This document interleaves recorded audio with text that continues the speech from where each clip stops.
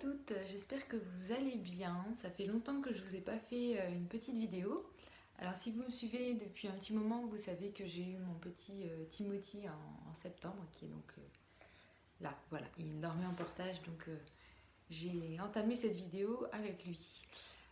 Donc vous entendrez peut-être des petits bruits qui sont le signe qu'il dort bien. Je voulais vraiment faire cette vidéo pour prendre le temps de partager avec vous sur ces 9 mois qu'on appelle de prénatal avant l'accouchement que j'ai vécu en fait sur ces derniers mois. Je suis plutôt là sur ce qu'on appelle le quatrième trimestre, le post-natal, mais j'avais vraiment envie de prendre ce temps de partager avec vous sur ce qui s'est passé finalement dans ma vie pro-perso sur les 9 derniers mois parce que j'étais moins présente sur les réseaux, moins présente aussi sur mon blog. Et j'avais envie de vous partager ce par quoi je suis passée, ce qui m'a challengée, et puis aussi finalement quels en ont été les apprentissages de tout ça, et comment, voilà, ce que j'ai pu, comment j'ai pu grandir à travers ces différents challenges, épreuves, on les appelle un peu comme on veut. Donc effectivement, ces 9 mois de grossesse, c'est finalement un challenge hein, quand on est en grossesse, enfin en tout cas enceinte et puis entrepreneur. Je l'avais déjà vécu à mon premier. J'étais déjà entrepreneur, j'avais déjà femme de projet quand j'ai été enceinte de mon premier garçon. Et là, voilà, en janvier dernier, j'ai découvert que j'étais enceinte. Donc une bonne nouvelle dans un sens et puis un challenge dans l'autre. Surtout que pour moi, le premier trimestre notamment est difficile physiquement. C'est ce qu'on appelle l'hypérimèse, d'après ce que j'ai compris. Voilà, c'est un premier trimestre très difficile en termes de nausées, etc. Et qui m'a donc demandé en janvier dernier de mettre en pause mon activité et à travers ça de stopper le lancement que j'étais en train de faire et de dire à l'ensemble des clientes qui voulaient signer avec moi pour le programme Maman Expat, de leur dire que voilà, j'étais désolée mais que je ne pouvais pas assurer et que j'étais obligée de mettre l'énergie que j'avais sur mes clientes actuelles.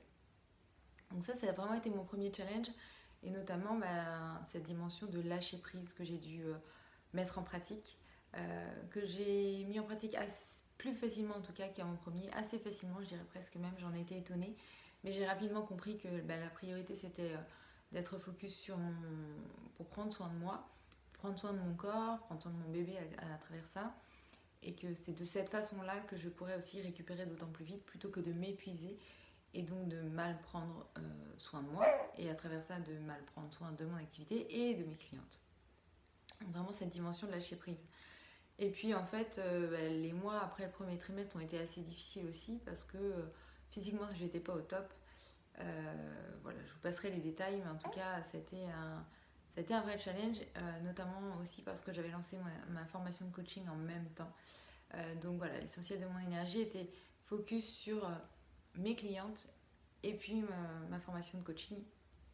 Et donc tout ce qui a pu relever du marketing, de la communication, j'ai fait le choix de les mettre de côté.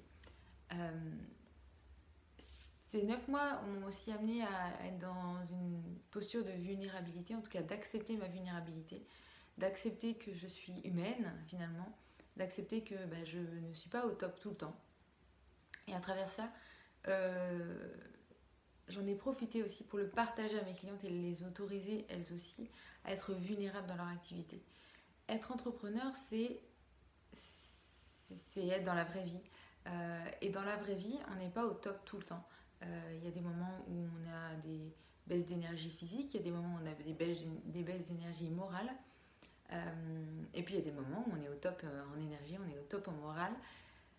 Et c'est important d'accepter et d'accueillir surtout ces différents moments et puis de capitaliser sur ces moments-là, qu'ils soient au top ou qu'ils ne le soient pas, pour pouvoir être rempli d'apprentissage, apprendre de tout cela sur soi-même, sur nos actions, nos réactions, sur comment rebondir dans ces situations-là. Et voilà, ça a été vraiment 9 mois qui m'ont permis de grandir là-dessus, notamment sur la notion de lâcher prise, sur la notion de vulnérabilité, mais également sur ma capacité à aller chercher en fait des ressources extérieures, parce que finalement pour aller mieux, en tout cas pour affronter chacun des challenges, j'ai fait appel à des personnes qui accompagnent dans ce domaine. J'ai cherché, mais aussi dans mon réseau, dans mes relations.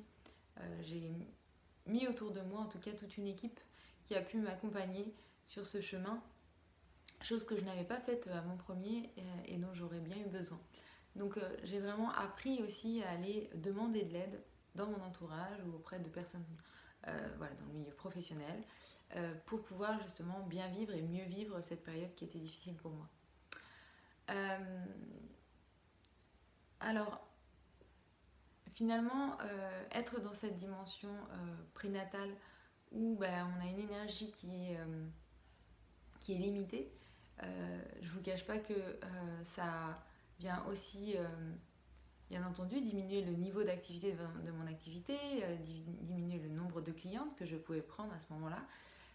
Et en même temps, ça a laissé beaucoup de place à toute une dimension autour de l'intuition et de la créativité qui avait beaucoup moins de place, voire quasiment plus de place sur les mois précédents, les mois où j'étais, enfin les mois avant que je tombe enceinte finalement, tombe enceinte, j'aime beaucoup cette expression, comme si on tombait, en tout cas les mois où je n'étais pas enceinte. Et ça m'a aussi permis de pouvoir construire mon projet après naissance, dans le sens où il y a beaucoup de choses autour de l'harmonie et de l'équilibre qui sont ressorties dans toute ma réflexion que j'ai menée sur le prénatal. Et donc pour pouvoir construire le post-natal, en tout cas l'après-accouchement, sur cette vie que j'ai envie de vivre, cette activité que j'ai envie de continuer à faire grandir, à faire évoluer, mais qui soit de plus en plus alignée avec qui je suis.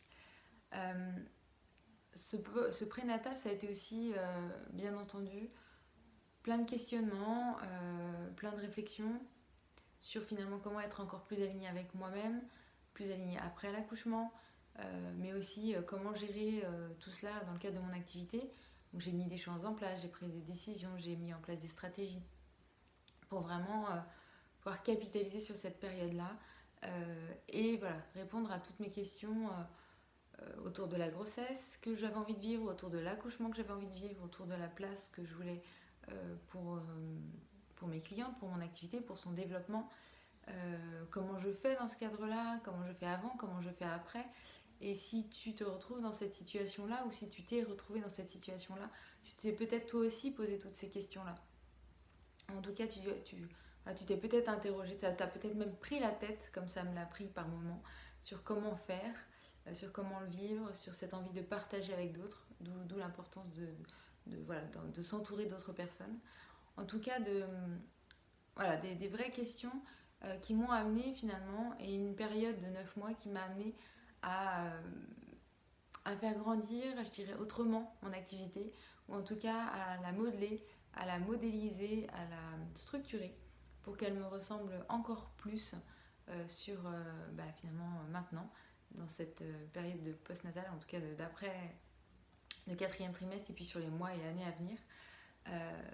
Donc voilà un peu ce que je voulais te partager à travers cette vidéo. C'était vraiment te partager les différents moments que j'ai pu vivre sur les 9 mois, te partager les challenges que j'ai rencontrés, mais aussi te partager tous les apprentissages et en quoi finalement on est vraiment unique et en même temps on est une seule et même personne, que l'on soit entrepreneur ou que l'on soit maman ou que l'on soit enceinte. Tout cela c'est vraiment... tout est vraiment dans le même vase, si je peux prendre cette image-là. Tout s'alimente. Et puis, finalement, mes apprentissages en tant que maman ou future maman de Timothy m'ont permis aussi de venir alimenter mes réflexions en tant qu'entrepreneur. Et finalement, je suis de plus en plus intimement convaincue que être entrepreneur, c'est finalement une posture, peu importe l'activité que l'on développe. Et en tout cas, dans ma façon de vivre, je me sens entrepreneur de ma vie. Donc entrepreneur dans mon activité, bien entendu, entrepreneur en tant que maman, dans le sens où je mets en place et je fonctionne de la même façon que dans mon activité, en cherchant de nouvelles choses, en étant toujours plus alignée avec qui je suis, avec mes valeurs également, en étant entrepreneur dans mon accouchement, dans mon vécu de grossesse, avec une volonté de vivre un accouchement au naturel, un accouchement physiologique, d'être accompagnée par des personnes avec lesquelles je sens une connexion, des valeurs, quelque chose une énergie qui vibre entre nous. Et donc voilà ce que je voulais te partager. C'est cette importance, dans le cadre d'un vécu où il y a plein de questionnements, voire des challenges et des épreuves éventuellement. Comment je les vis, qu'est-ce que j'en apprends et quels sont ces apprentissages et comment je peux peut-être les utiliser dans mon activité également et capitaliser là-dessus. Et inversement, comment à travers ce que je vis dans mon activité, je peux capitaliser dessus dans ma vie personnelle, peut-être dans ma posture de maman, ma posture de conjointe, ma posture de femme tout simplement. Et j'avais envie de partager avec toi mon vécu dans ces 9 mois de grossesse. Et puis je prendrai le temps, dans quelques temps, peut-être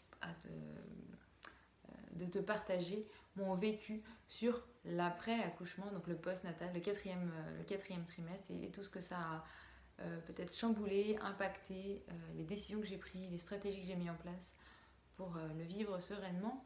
Et puis comment ça a alimenté aussi toute ma réflexion par rapport au développement de mon activité.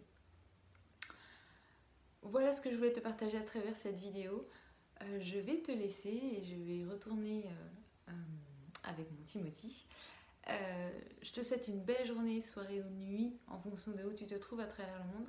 Je t'embrasse très chaleureusement et puis je te dis à bientôt pour une prochaine vidéo sur les réseaux sociaux ou sur mon blog. À bientôt.